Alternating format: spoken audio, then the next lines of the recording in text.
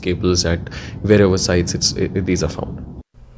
जम्मू कश्मीर के युवाओं को रोजगार के बेहतर मौके देने के लिए कन्वेंशन सेंटर जम्मू में एक मेगा जॉब फेयर का इनेकाद किया गया। इस अवसर पर एलजी मनोज सिन्हा के सलाहकार आर भट्टांकर मुख्य अतिथि के तौर पर रहे। इस जॉब फेयर में भाग लेने वाले युवाओं और विभिन्न कंपनियों के प्रतिनिधियों से बातचीत की गई।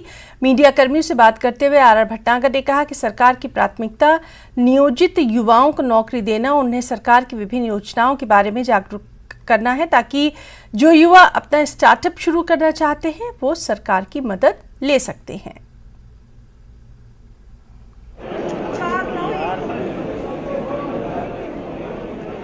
अभी तक हमारे पास जो 66 कंपनीज है, लेकिन अभी मैं देख रहा था अंदर और 4-5 कंपनीज ने आए हैं जो इस वक्त अपना रजिस्ट्रेशन कर रहे हैं। तो तकरीबन मानो 70 के करीब कंपनीज हैं जो पार्टिसिपेट कर रहे हैं। उन्होंने जो ऑलरेडी 65 जो थे उनने हमारे साथ 1918 वैकेंसीज आइडेंटिफाई की है, जिनकी हमने डिटेल भी बाहर रखी है और क्वालिफिकेशन रिक्वायरमेंट क्या है वो भी रखी है।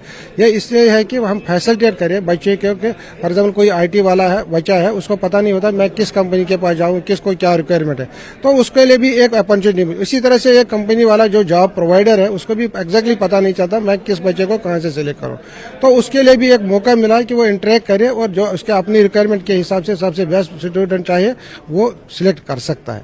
आप देख रहे हैं कि यूटी ऑफ JNK में हम लोग सभी तरीके की एम्प्लॉयमेंट अपॉर्चुनिटीज पे वर्क कर रहे हैं।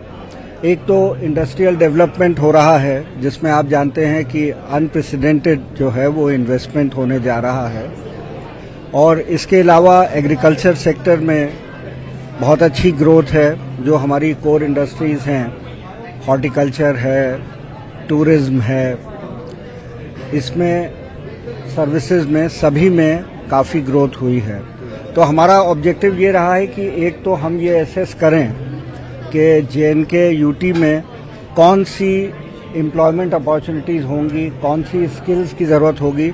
इसके संबंध में हम लोगों ने PwC से एक सर्वे भी कराया है, साथ में हमारे डिपार्टमेंट और ऑफिसर्स ये भी सर्वे कर रहे हैं। तो हम लोग एक मैपिंग कर रहे हैं कि कौन सी स्किल्स की ज़रूरत होगी जिनसे कि एम्प्लॉयमेंट हो सकेगा और सेल्फ एम्प्लॉयमेंट भी हो सकेगा। उसके लिए फिर हम ये कोशिश कर रहे हैं कि उन स्किल्स को हम प्रोवाइड करें।